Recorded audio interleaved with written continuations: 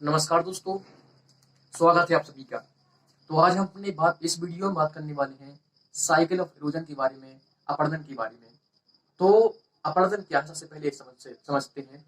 जैसे पृथ्वी के स्थलाकृति पर, पृथ्वी के धरातल पर कोई भी भू आकृति विद्यमान है, कोई पर्वत विद्यमान है, तो ऐसा नहीं है कि हमेशा ही वह उसी रूप में बना रहे, बल्कि क्या होगा, समय के साथ में विभिन्न वायुमंडलीय प्रक्रियाओं का प्रभाव उस पर होगा, विभिन्न वायुमंडलीय गतियों का उस पर प्रभाव होगा, और वह चट्टान और वह पर्वत क्या होगा, धीरे धीरे अपरदनकारी प्रक्रियाओं का शिकार होते हुए क्या हो जाएगा, उसको विभिन्न गतियों के द्वारा, चाहे वह वायु की फोर्स हो या फिर जल की फोर्स हो, जल के द्वारा, या फिर ग्लेशियर इत्यादि जो वायुमंडलीय जो शक्तियां हैं, वायुमंडलीय जो प्रक्रिया है, उनके द्वारा बहाकर एक स्थान से दूसरे स्थान पर स्थानांतरित कर दिया जाएगा। तो यही प्रक्रिया, एक स्थान से दूसरे स्थान पर विभिन्न प्रकार की जो अपत्य चट्टान है, जो कमजोर हो चुकी है, जो टुकड़ों में टूट चुकी है, उन चट्टानों को एक स्थान से दूसरे स्थान पर स्थानांतरित करने की प्रक्रिया ही क्या कहलाती है, अपरदन कहलाती है।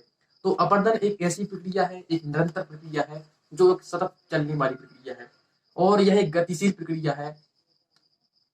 तो इसके माध्यम से इसका एक चक्र शुरू होता है।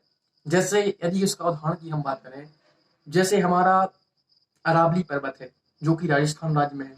तो राजस्थान राज्य में अरावली पर्वत है, ऐसा माना जाता है कि यह अरावली पर्वत विश्व के सबसे प्राचीन पर्वतों में से विद्यमान है।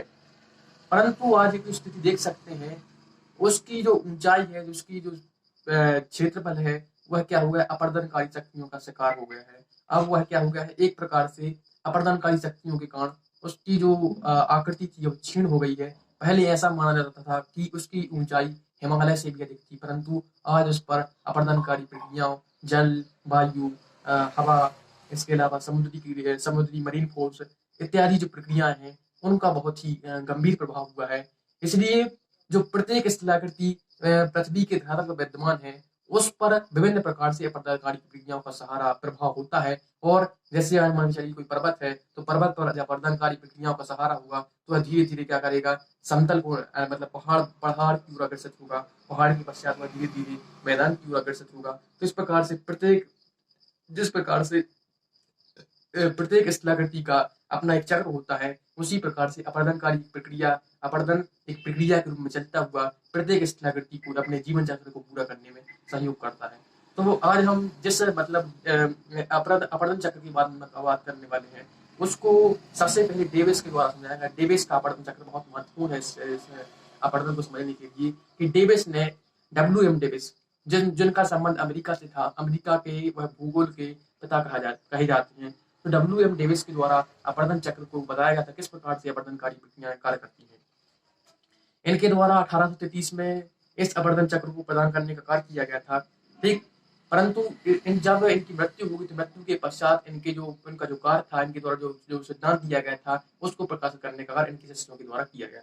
तो चलिए समझते हैं किस प्रकार से जो डेविस ने अपरदनकारी प्रक्रियाओं को सहारे विभिन्न स्थलाकृतियों के रूपों को समझाने का प्रयास किया। इन्होंने अपरदन के संबंध में बताया था कि अपरदन की जो प्रक्रिया होती है, वह 3 चरणों में संपन्न होती है।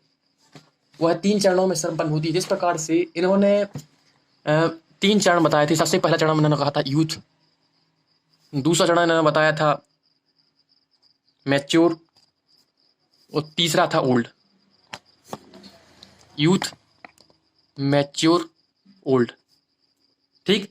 तो जिस प्रकार से मानवीय जीवन होता है कि समय के साथ व्यक्ति क्या हो जाता है, जीवन की विभिन्न दशाओं में प्रवेश करता है, जीवन की विभिन्न परिस्थितियों में प्रवेश करता है। पहले वह बाल अवस्था में रहता है, फिर मैच्योरिटी धीरे धीरे युवावस्था आती है, युवक अवस्था के बाद उसकी वृद्धावस्था शुरू होती है। तो इसी प्रकार से प्रत्येक स्थलाकृति के संबंध में, प्रत्येक जो भू आकृति हैं, उनके संबंध में भी यही स्थिति विद्यमान होती है। तो उन्होंने अपनी इस प्रक्रिया को यूथ, मैच्योर, ओल्ड के सहारे समझाने का प्रयास किया था, ठीक। परंतु इसको समझने से पहले हम समझ लें कि उनकी जो स्थलाकृति, उनके द्वारा जो सिद्धांत दिया गया था, जो अपरदन चक्र प्रदान किया गया था, उसमें सबसे पहले उन्होंने बताया था स्ट्रक्चर के बारे में, दूसरी उन्होंने बात की प्रोसेस के बारे में, और तीसरी बात की थी स्टेज के बारे में, ठीक। तो इन जो 3 प्रक्रियाएं हैं, इन 3 प्रक्रियाओं के सहारे संपूर्ण रूप से अपरदन की प्रक्रिया संपन्न होती है, और इसे इन्होंने ट्रायो का नाम दिया था। ट्रायो यानी 3 या जो 3 प्रक्रियाएं हैं, इनके सहारे अपर्दन की क्रिया संपन्न होती है। स्ट्रक्चर, सबसे पहली प्रक्रिया है स्ट्रक्चर। जैसे मानव है तो मानव का स्ट्रक्चर होता है संपूर्ण, उसके विभिन्न शरीर के विभिन्न विभिन्न भाग होते हैं, तो यह मानव का एक स्ट्रक्चर होता है, मानव का एक ढांचा होता है। तो उसी प्रकार से प्रत्येक स्थलाकृति, चाहे पर्वत हो तो पर्वत का अपना एक ढांचा होगा, ठीक इसी प्रकार से पर्वत का अपना ढांचा होगा। तो इस प्रकार से जब जो अपर्दनकारी प्रक्रिया होती है वह ढांचे से शुरू होती है, यहाँ से शुरू होती है। जब किसी शिलाकृति का कोई ढांचा होता है, चाहे पर्वत हो चाहे पठार हो, किसी प्रकार की शिलाकृति क्यों ना हो, तो अपना उसका ढांचा होता है, अपना कुछ स्वरूप होता है, उसकी विभिन्न प्रकार की चट्टानें होती हैं, वह जिन जिन चट्टानों से बना हुआ होता है उसका एक स्वरूप होता है, उसका एक रूप होता है, तो उसे कहते हैं स्ट्रक्चर। ठीक, जब स्ट्रक्चर मतलब होता है, उसके बाद होती है दूसरी स्थिति को दर्शाने का प्रयास किया, वो है प्रोसेस। जिस प्रकार से मानवीय जो मानव की जो प्रक्रिया है उसमें विभिन्न प्रकार की प्रोसेस, चाहे हम सांस लेते हैं, इसके अलावा रक्त का संचार हमारे शरीर के अंदर हो रहा है, हमारे ढांचे के अंदर हो रहा है, इसके अलावा श्वसन प्रक्रिया हो रही है, तो विभिन्न प्रकार की प्रक्रियाएं, विभिन्न प्रकार की गतियां हमारे शरीर के अंदर आंतरिक भागों में चलती आ रही हैं। तो उसी प्रकार से इस स्थलाकृति के संबंध में इसका जो स्ट्रक्चर है, इसके संबंध में विभिन्न प्रकार की प्रक्रियाएं संपन्न होंगी। ठीक, तो विभिन्न प्रकार की प्रक्रिया कौन कौन सी संपन्न होगी, उसमें क्या होगा, अपक्षय होगा, उसमें अपक्षय होगा पहली प्रक्रिया, फिर अपर्दन होगा। ठीक है, तो अपक्षय कैसे होगा, धीरे धीरे क्या होगा, जल, वायु, इसके अलावा जो ग्लेशियर हैं, तो इन सभी सूर्य का तापमान है, तो इनके परिणाम स्वरूप क्या होगा, इन बाहरी प्रक्रियाओं, इन वायुमंडलीय एटमोस्फेरिक प्रक्रियाओं के परिणाम स्वरूप जो प्रक्रिया शुरू होगी, तो प्रक्रिया जो शुरू होगी वह अपर्दन पर खत्म होगी, यानी वह प्रक्रिया अपर्दनकारी प्रक्रिया के रूप में जानी जाएगी। यानी जो चट्टान अभी जो हमें स्ट्रक्चर दिखाई दे रहा है वह विभिन्न प्रक्रियाओं का उस पर प्रभाव पड़ेगा, और वह जो स्ट्रक्चर है वह धीरे धीरे विभिन्न दूसरे स्ट्रक्चर में परिवर्तित हो जाएगा। तो मान के चलिए आज पर्वत है, तो कल के चल के आगे चलकर इसकी ऊंचाई कम हो जाएगी, आगे चलकर पहाड़ के रूप में परिवर्तित होगा, फिर मैदान के रूप में परिवर्तित होगा। तो यह प्रक्रिया जो संपन्न होती है, जो प्रक्रियाओं को इन्होंने इरोजनकारी प्रक्रियाओं, अपर्दनकारी प्रक्रियाओं की इन्होंने चर्चा की। फिर इसके बाद इन्होंने बताया स्टेज के बारे में। स्टेज, जैसा कि हमने चर्चा की, स्टेज यानी 3 स्टेजों की इन्होंने बात की थी, यूथ स्टेज, मैच्योर स्टेज और ओल्ड स्टेज। जैसा कि हमने यहाँ पर लिखा है youth stage, mature stage, old stage. तो मान के चलिए कोई इस्तेला करती है, इन्होंने बताने का प्रयास किया, चित्र के माध्यम से समझिए। तो मान के चलिए इस्तेला करती है, यहाँ पर यह उसका स्टेज क्या है, स्ट्रक्चर। कोई इस्तेला करती है, उसका स्ट्रक्चर है। ठीक, यहाँ पर वह स्थलाकृति इतनी अवस्था में वह स्ट्रक्चर उत्पन्न होता है, उसका ढांचा है, जैसे मनुष्य का ढांचा होता है, उसी प्रकार से प्रत्येक स्थलाकृति का अपना ढांचा होता है। ठीक, तो इस प्रकार से उसका ढांचा है यदि, तो उसके पश्चात क्या होगा, ढांचा उत्पन्न होगा, उसके बस यह ढांचा है। ठीक, तो उसके पश्चात ढांचा, ठीक, तो ढांचा उत्पन्न होगा, उसके बाद क्या होगी, विभिन्न प्रकार की प्रक्रियाओं, यहाँ तक क्या ढांचा। ठीक, तो उसके बाद विभिन्न प्रकार की प्रक्रियाएं शुरू होंगी, उस पर जल का प्रभाव होगा, उस पर वायु का प्रभाव होगा, उस पर तापमान का प्रभाव होगा, उस पर मानवीय प्रक्रियाओं का होगा प्रभाव होगा, उस पर जैविक, बायोलॉजिकल, केमिकल, विभिन्न प्रकार की प्रक्रियाओं का सहारा होगा। तो धीरे धीरे जो प्रक्रिया होगी उसकी ऊंचाई क्या होगी, अभी जो पर्वत के रूप में विद्यमान था उसकी ऊंचाई धीरे धीरे क्या हो रही है, यहाँ पर डिक्लाइन हो रही है। ठीक, वहां पर धीरे धीरे उसकी ऊंचाई कम होती जा रही है। इसके पश्चात क्या होगा, जो और ऊंचाई धीरे धीरे डिक्लाइन होते जाते होते वह स्थिति उसकी क्या हो जाएगी, एक दिन ऐसा स्थिति आएगी कि उसको जो प्रक्रिया, जो अपर्दनकारी प्रक्रिया है वह पूर्ण हो जाएगी। ठीक, तो इन्होंने इसको समय के रूप में बताने का प्रयास किया। तो यदि हम बात करें यूथ स्टेज की, तो इस जो यह स्थलाकृति है, इसका यूथ स्टेज, यदि हम इसका मैक्सिमम पॉइंट देखें तो इसका मैक्सिमम पॉइंट यह है, यह बिंदु यह है। तो यहाँ तक इसका कौन सा स्टेज था, यूथ स्टेज। यानी यूथ स्टेज में कोई भी स्थलाकृति निर्मित होती है।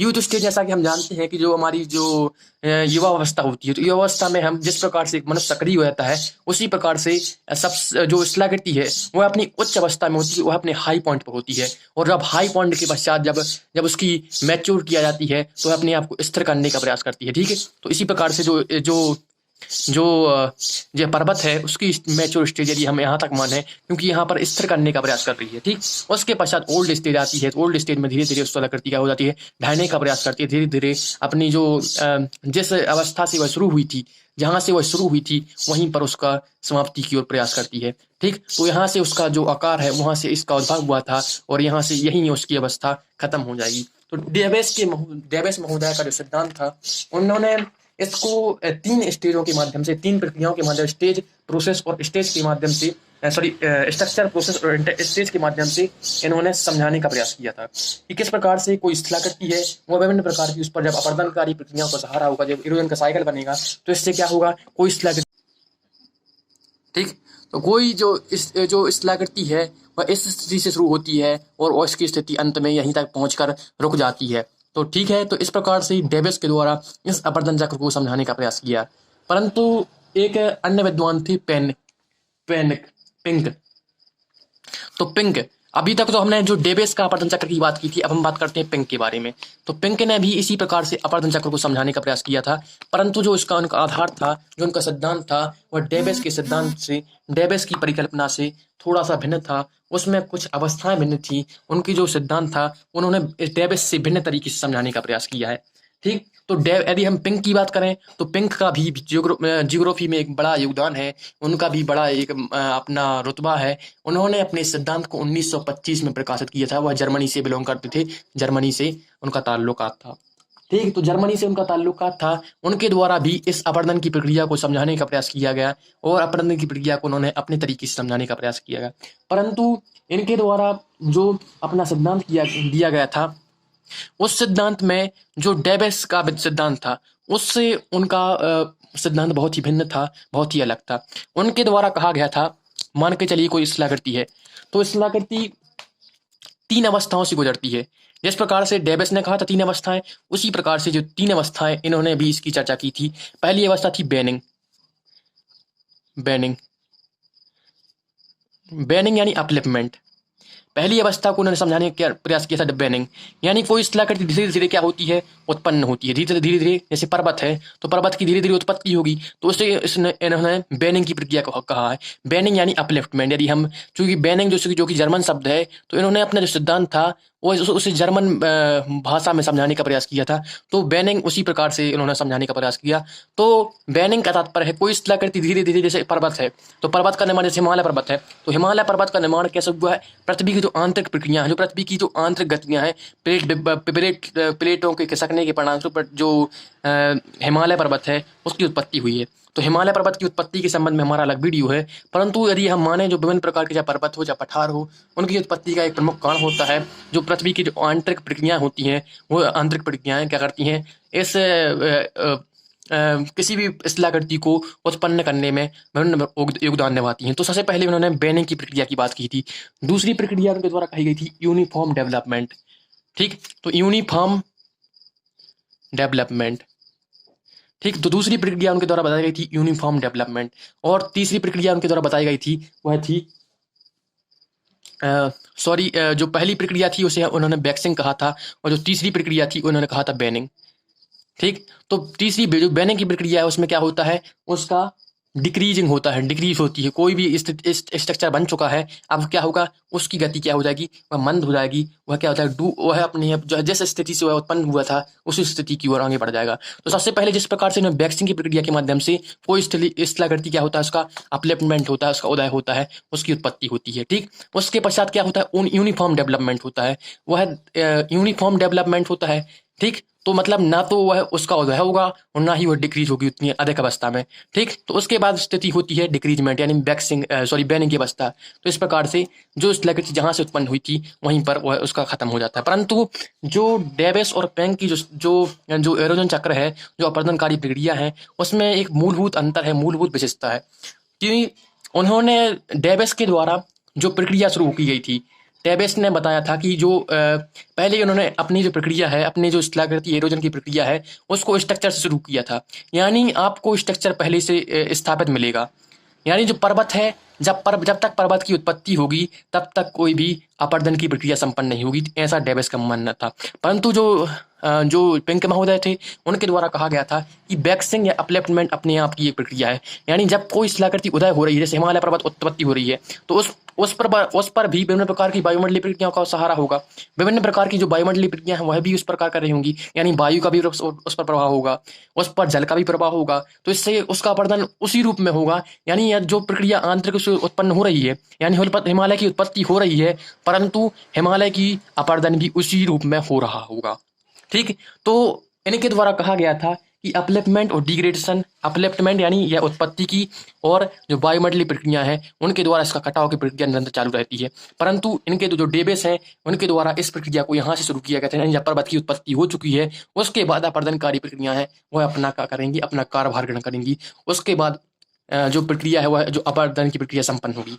परंतु इनके द्वारा कहा गया था कि जो अपरदन की प्रक्रिया जिस रूप में संपन्न होती है उसी रूप में अपरदन की प्रक्रिया होते होते क्या होता है, जो अपलिफ्टमेंट की प्रक्रिया होते होते अपरदन की प्रक्रिया भी साथ साथ संपन्न होती है, एक साथ दोनों प्रक्रियाएं संपन्न होती हैं। परंतु यदि हम मान लें जो अपलिफ्टमेंट हुआ है तो यहाँ पर जो आंतरिक प्रक्रिया है यानी एंडोजेनिक फोर्स क्या थी, अधिक थी। यानी जब पर्वत की उत्पत्ति हुई है तो अपरदनकारी प्रक्रिया यहाँ पर कम है, अपरदनकारी प्रक्रिया कम है, लेकिन जो आंतरिक जो शक्तियां हैं वो अधिक बलशाली हैं, आंतरिक शक्तियां क्या है, अधिक मजबूत हैं। उसी प्रकार से यदि हम जो दूसरी अवस्था यूनिफॉर्म डेवलपमेंट की अवस्था की बात करें तो यूनिफॉर्म डेवलपमेंट एक ऐसी अवस्था है जिसमें क्या हो रहा है कि जो अपरदनकारी प्रक्रिया भी कार्य कर रही हैं और अपलिफ्टमेंट की प्रक्रिया क्या हो जाएगी, खत्म हो चुकी है। यानी इससे यहाँ पर एक हाई पॉइंट है, ठीक। इससे अधिक क्या हुआ, उस स्थलाकृति का ऊंचाई नहीं बढ़ी है, उससे अधिक उसका विकास नहीं हुआ है। इसके पश्चात एक यूनिफॉर्मिटी की एक संतुलन की स्थिति बनती है, यानी यहाँ से अपरदनकारी प्रक्रिया है वो अधिक तेजी गति से करनी लगती हैं बजाय की आंतरिक प्रक्रियाओं की। यानी अब जो पर्वत था वह वो स्थापित हो चुका है, ठीक। तो यहाँ पर दूसरी अवस्था है वह यहाँ तक संपन्न होती है कि यहाँ पर यूनिफॉर्म डेवलपमेंट होता है, यानी कोई पर्वत स्थापित हो चुका है, अब वो जो अपरदनकारी प्रक्रिया है वो अधिक तेजी गति से कार्य कर रही हैं और यहाँ पर अपरदनकारी प्रक्रियाएं डोमिनेट करती हैं और जो आंतरिक क्रियाएं हैं वो समाप्त हो जाती हैं। यहाँ पर किसी प्रकार से पर्वत की उत्पत्ति नहीं हो रही बल्कि डिग्रेडेशन हो रहा है, उस पर विभिन्न प्रकार की अपरदनकारी जल वायु इत्यादि प्रक्रियाओं का सहारा हो रहा है और इसके कारण क्या होगा, धीरे धीरे स्थलाकृति क्या हो जाएगी, अपने जिस स्वरूप से जो स्वरूप से उत्पन्न हुई थी उसी स्वरूप में क्या हो जाएगी, इसको अंत हो जाएगा, ठीक। तो इस प्रकार से डेविस और पिंक के द्वारा जो अपरदन चक्र दिया गया था उसका अपना अपना आधार था। जैसे यदि हम इन दोनों की भिन्नता की बात करें, इन दोनों के अपरदन चक्र है उसमें कुछ भिन्नताएं थी। तो पहली भिन्नता तो यही थी कि इनके द्वारा जो अपरदन की प्रक्रिया की शुरुआत मानी गई थी वह यहाँ से मानी गई थी, यानी डेविस के द्वारा यहाँ से शुरू की गई थी अपरदन की प्रक्रिया। यानी जब कोई स्थलाकृति उत्पन्न हो जाती है, स्ट्रक्चर हो जाता है खड़ा, उसके बाद अपरदन होता है। परंतु इन्होंने कहा था कि जब कोई स्थलाकृति उत्पन्न हो रही हो, जैसे उत्पन्न हो रही हो, यहाँ से भी अपरदन हो सकता है, ठीक। परंतु यहाँ भिन्नता इतनी ही होगी कि यहाँ से जो अपरदन है, अपरदन बहुत ही हल्की गति से हो रहा है, अपरदन बहुत ही कम हो रहा है, परंतु अपलिफ्टमेंट बहुत ही तेज गति से हो रहा है, इसलिए यह स्थलाकृति उत्पन्न हो गई, ठीक। तो यह तो पहला अंतर था। इसके बाद इन्होंने कहा था कि जो इन्होंने ट्रायो दिया था, जो डेविस थे इन्होंने ट्रायो की बात की थी कि स्ट्रक्चर, प्रोसेस और स्टेज जो तीन प्रक्रियाएं हैं वह ट्रायो है, ट्रायो के रूप में कार्य करती हैं। परंतु इन्होंने कहा था इनका जो प्रक्रियाएं थी इन्होंने स्पष्ट रूप से किसी प्रकार के ट्रायो की मदद नहीं ली, बल्कि इनका मानना था कि अपरदनकारी प्रक्रियाएं और जो उत्पन्नकारी प्रक्रिया है, पर्वत की उत्पत्ति की प्रक्रिया है, किसी भी स्थलाकृति की उत्पत्ति की प्रक्रिया है, वह दोनों समान रूप से कार्य करती हैं, एक साथ कार्य करती हैं, कहीं भी कार्य कर सकती हैं। इसके साथ इन्होंने एक प्रकार से समय के आधार रखते हुए विभिन्न प्रकार का अपना अपरदन चक्र लिया था, यानी समय यानी यूथ स्टेज, फिर मैच्योर स्टेज, फिर ओल्ड स्टेज, यानी इन्होंने समय की बात की थी। परंतु इनके द्वारा इस प्रकार के समय की बात नहीं कही गई है, क्योंकि मान के चलिए कोई भी स्थलाकृति है, अभी यह मान के चलिए इस अवस्था में है, ठीक। इस अवस्था में कोई भी स्थलाकृति है, परंतु क्या होगा, अचानक से पृथ्वी की जो आंतरिक क्रियाएं होंगी वह क्या हो जाएंगी, उत्पन्न हो जाएंगी। आंतरिक क्रियाओं के परिणाम यदि ज्वालामुखी उत्पन्न हो जाएगा तो क्या हो जाएगा, यह जो स्थलाकृति अभी तक ढह रही थी अब क्या हो जाएगी, उसका अपलिफ्टमेंट हो जाएगा। तो इस प्रकार से यदि हम बात करें तो इन जो अपरदनकारी प्रक्रिया हैं और जो जो उत्पन्नकारी प्रक्रिया हैं, दोनों प्रक्रियाएं साथ साथ चलती हैं, ठीक। इसलिए कोई स्थिति अभी तक वह यदि मतलब डिक्रीजिंग की अवस्था में चल रही थी, अब ढह रही थी, परंतु अब क्या हो गई, वह इंक्रीजिंग की अवस्था में चलने लगी। तो इसके जो रिनोवेशन है, जो रिजुवनेशन है, वह प्रक्रिया समय समय पर होती रहती है, ठीक। तो इसलिए इन जो पिंक है, पिंक के द्वारा जो सिद्धांत किया गया था वह हमें और अधिक वास्तविक और अधिक सच्चाई के निकट प्रतीत होता है, क्योंकि इसके माध्यम से इन्होंने बताने का प्रयास किया कि दोनों प्रक्रियाएं साथ साथ चलती हैं। यानी ऐसा नहीं है कि केवल अब पहले उत्पत्ति की प्रक्रिया हो उसके बाद अपरदन की प्रक्रिया हो, ठीक। दोनों प्रक्रियाएं साथ साथ चलती हैं। इसके अलावा उन्होंने बताने का प्रयास किया कि कभी भी रिजुवनेशन हो सकता है, कभी भी जो प्रक्रिया है पुनर्जीवित हो सकती है। यानी अभी मान के चलिए है जो हमने बात की थी यूनिफॉर्मिटी स्टेज की बात की, तो यूनिफॉर्म स्टेज अभी तक थी, परंतु क्या हो गया, यहाँ पर भूकंप का प्रक्रिया संपन्न हो गई। तो भूकंप से क्या हुआ, जो स्थलाकृति अभी तक इतनी थी अब वह क्या हुई, अचानक से उठ गई, या फिर कोई मतलब यहाँ पर जो अभी उत्पन्न, यहाँ पर यदि भूकंप उत्पन्न हो गया तो यहाँ पर अभी मतलब जो अपलिफ्टमेंट की प्रक्रिया हो गई, अब वह क्या हो गई, धस गई, यह भूमि धस गई, तो अपलिफ्टमेंट तो संभव नहीं होगा फिर। तो इसलिए इन्होंने दोनों प्रक्रियाओं को साथ लिया और समय को इन्होंने ध्यान नहीं दिया, क्योंकि इसमें समय जो विभिन्न प्रकार की जो प्रक्रियाएं होती हैं अपर्दनकारी, उसमें समय का रोल बहुत ही कम होता है। तो इस प्रकार से जो पिंक का जो अपर्दन चक्र था वह हमें वास्तविकता के अधिक निकट प्रतीत होता है और वह अधिक व्यवहारिक प्रतीत होता है। ठीक, धन्यवाद।